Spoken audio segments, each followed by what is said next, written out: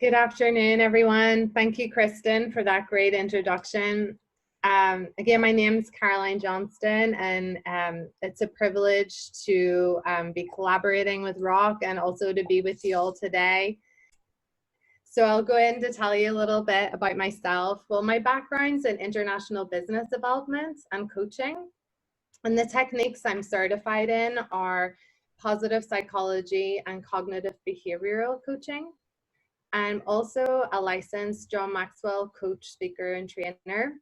And my focus is on mindset coaching, and that's really encouraged those who I serve, especially through their recovery or growth. So Caroline Sarah is a brand under Caroline Sarah Ventures, and we're a social enterprise supporting causes such as social justice, mental health awareness, amongst others. And today, this month is Mental Health Awareness Month, so it's very timely. So today, I wanted to just do like a little opening meditation moment. So if you all take a minute just to check in with your body and mind. So sitting down, take a nice deep breath in and close your eyes. Breathing in through the nose and out through the mouth. Fill your lungs up with oxygen and let it flow throughout your body. A sense of taking fresh air and letting go of any stresses, distractions, and just letting the mind and body be more present and aware and focused. Notice how the body feels and the energy, allowing your breath to return to its natural rhythm. And now we'll begin. So if you'd like to open up the worksheets, Kristen sent you those in your email, and it's called the participant package. If you haven't received those, please send a message in the chat and we can email or share online.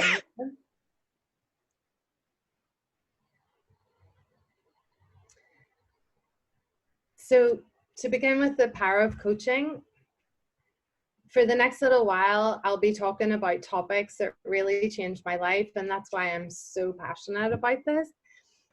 Coaching has really helped me reach a great point of self-awareness. It's allowed me to build resilience and have a stronger personal growth journey through really challenging times in my life and also in the good times. So I hope and I believe that this journey today is going to change you too.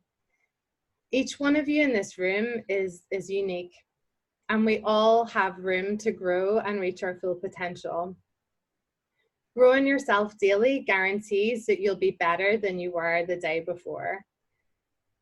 One of my mentors is a personal growth guru and has been in several New York Times bestselling books, or has written them on leadership and personal growth.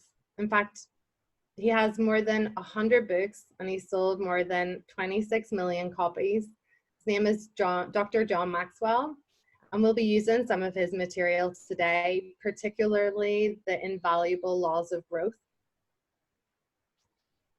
Firstly, I'd like to define a crisis and how coaching helps in that process. So there is no doubt that we're going through really stressful times at the moment, and adjusting to a new norm of self-isolation and social distancing, which is incredibly hard, and keeping a positive mindset. It can be challenging, but I would encourage you to think about that and to have hope for the future. A crisis can be defined as an intense time of difficulty requiring a decision that will be a turning point. And coaching comes in handy because individuals and groups will be able to set goals, practice self-care, improve communication and emotional intelligence, can replace self-destructive patterns and habits with positive ones. Coaching is fundamental during a crisis for so many reasons. And a lot of you may think of a coach, or the picture in your mind is of a sports coach that will be coordinating and giving instructions on the field. Real coaching is actually powerful questioning and guiding people to their own answers. And it's a really powerful tool to combat fear. So what certified coaches do is they listen to their clients, not just listening, but actually to be heard. So if you think about it, if someone tells you to do something, 9 times out of 10, you may not do it. If you do anything at all, it probably won't change your habits. And this is essential to moving forward and achieving your goals. But if you're heard and you reach self-awareness, you will find the answer within, and you're more likely to change your habits because you have internal motivation. My positive psychology trainer, Valerie Burden, defines coaching as the process of asking thought-provoking questions and providing a safe place to explore the answers, empowering you to take action, learn, grow, and ultimately get moving towards your destination. So we're gonna talk now about how we respond to the current challenges and what's going on inside of us, and how to master fear rather than let it master you. So in this workshop, we'll go through how you work on yourself inwardly and leave all the negativity of the external world outside. And so there's a couple of crisis questions I want to tap into now. And one is,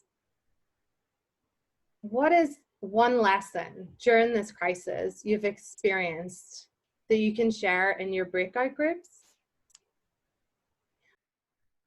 So I'll move on to self-awareness now, and then we'll break into the groups.